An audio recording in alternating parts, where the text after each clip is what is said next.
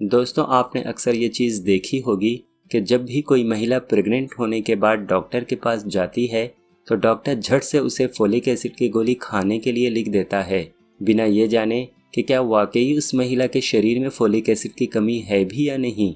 दोस्तों, आज के इस वीडियो में हम फोलिक एसिड के सप्लीमेंट्स से जुड़े कुछ ऐसे फैक्ट्स के बारे में आपको बताएंगे जिसे शायद ही आप जानते होंगे।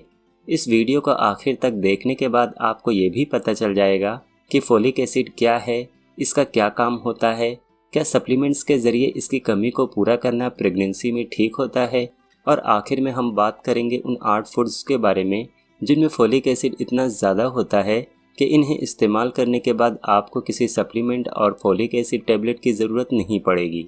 तो सबसे पहले हम बात करते हैं फोलिक एसिड के बारे में। तो दोस्तों, फोलिक एसिड और फोलेट को अक्सर बहुत से लोग एक ही चीज़ समझते हैं, लेकिन इन दोनों में एक बहुत बड़ा फ़र्क होता है। दरअसल इन दोनों को विटामिन B9 कहते हैं। फ़र्क सिर्फ इतना होता है कि फोलेट नेचुरल विटामिन B9 होता है जो कि खाने की चीज़ों में पहले से मौजूद होता है, वहीं folic acid artificial vitamin B9 होता है जिसे आर्टिफिशियल तरीके से दवा की कंपनियां बनाती हैं। अब आप समझ ही गए होंगे कि जब खाने की चीज़ों में विटामिन B9 यानी कि फोलेट मौजूद होता है तो दवा की कंपनियां इसे क्यों बनाती हैं। जाहिर है इसकी वजह है पैसा कमाना। आज डॉक्टरों ने लोगों के दिमाग में बहुत गहराई तक ये बात डाल दी है कि किसी भी विटामिन की कमी को आप सिर्फ खाने पीने की चीज़ों से दूर नहीं कर सकते।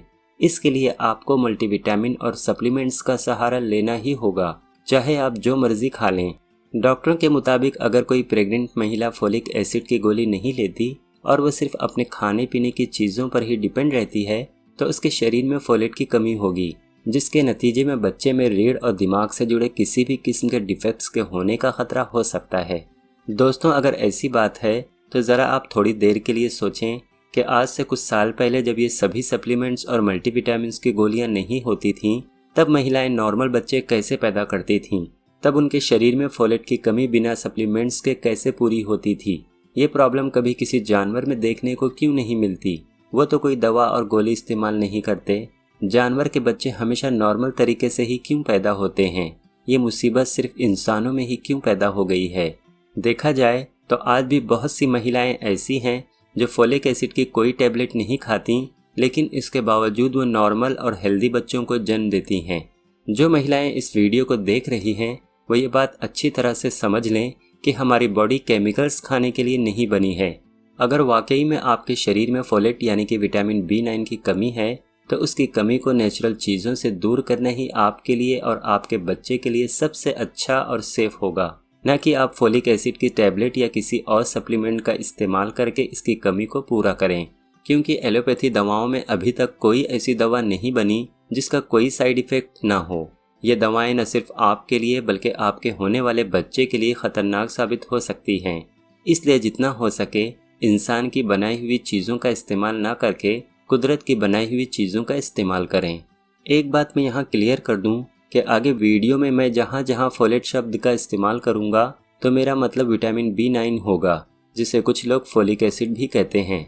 फोलेट, फोलिक एसिड और विटामिन B9 ये तीनों एक ही चीज़ें हैं। इनमें जो फ़र्क है वो मैंने वीडियो के शुरू में ही आपको बता दिया है। अब बात करते हैं उन चीज़ों के बारे में जिनमें फोलेट इतना होता है कि अगर आप इनका इस्तेमाल रोज़ाना करने लग जाएंगे तो इसके बाद आपको विटामिन B9 के लिए कभी किसी सप्लीमेंट्स वगैरह का इस्तेमाल नहीं करना पड़ेगा और इसकी कमी बड़ी आसानी से सिर्फ इन्हीं चीज़ों से ही दूर हो जाएगी। तो कौन कौन सी हैं वो चीज़ें, आइए जानते हैं।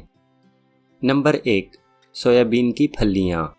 फोलेट अगर सबसे ज़्यादा जिस चीज़ में होता है तो वो हैं सोयाबीन की फलियाँ।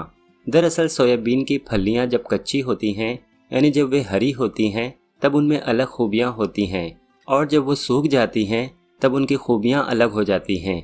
कच्ची सोयाबीन की फलियों में फोलेट बहुत ज़्यादा होता है बनिस्बत सूखी फलियों के। 1 कप कच्ची सोयाबीन की फलियों में तकरीबन 482 माइक्रोग्राम तक फोलेट मौजूद होता है। इसलिए प्रेग्नेंट महिलाओं को सब्ज़ी के तौर पर इसका इस्तेमाल ज़रूर करना चाहिए। इसके लगातार इस्तेमाल से आप फोलेट की कमी को बड़ी आसानी से दूर कर सकती हैं। नंबर 2, दालें। आपको जानकर हैरत होगी कि खाने पीने की चीज़ों में अगर दूसरे नंबर पर सबसे ज़्यादा किसी चीज़ में फोलेट होता है तो वो है दालें, जो हम रोज़ाना खाते हैं। एक कप पकी दाल में तकरीबन 358 माइक्रोग्राम तक फोलेट होता है। अगर आप पूरे दिन में सिर्फ 2 बार दालों को अपनी डाइट में शामिल कर लें तो फोलेट की कमी को दूर करने के लिए आपको कोई और चीज़ खानी नहीं पड़ेगी। नंबर 3, लोबिया। फोलेट के लिए तीसरी जो सबसे अच्छी चीज़ है वो है लोबिया, जिसे अंग्रेजी में ब्लैक आइड बीन्स भी कहते हैं। एक कप पकी लोबिया में भी तकरीबन 358 माइक्रोग्राम तक फोलेट होता है। फोलेट के अलावा इसमें और भी कई पोषक तत्व मौजूद होते हैं जो बच्चे और माँ दोनों की हेल्थ के लिए फ़ायदेमंद होते हैं। इसलिए औरतों को प्रेगनेंसी के दिनों में इसका इस्तेमाल भी ज़रूर करना चाहिए।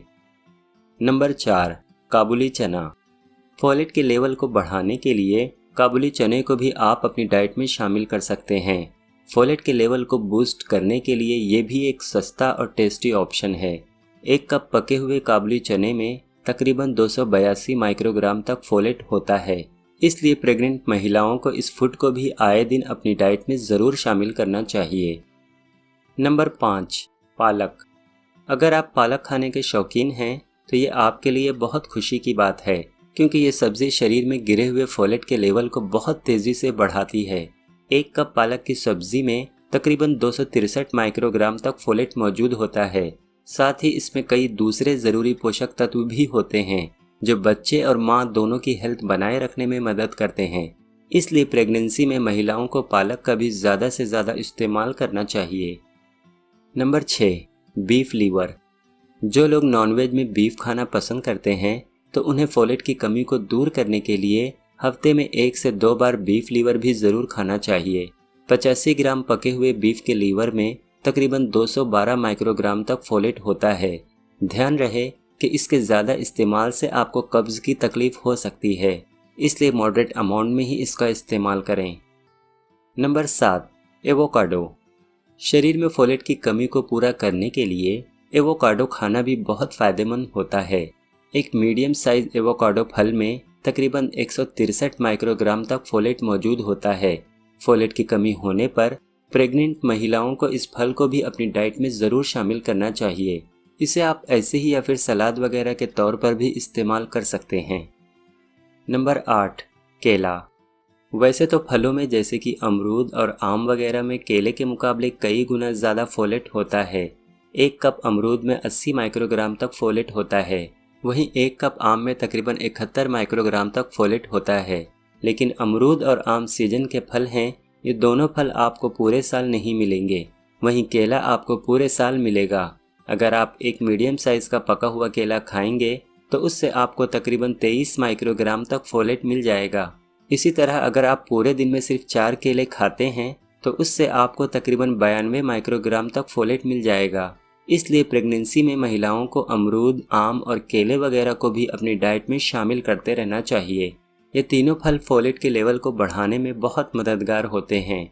दोस्तों, ये थी वो 8 से 10 चीज़ें जिन्हें अगर हर प्रेग्नेंट महिला अपनी डाइट में शामिल करना शुरू कर दें तो उन्हें फोलेट के लेवल को मेंटेन रखने के लिए किसी किस्म की फोलिक एसिड के टैबलेट और सप्लीमेंट्स वगैरह लेने की ज़रूरत नहीं पड़ेगी।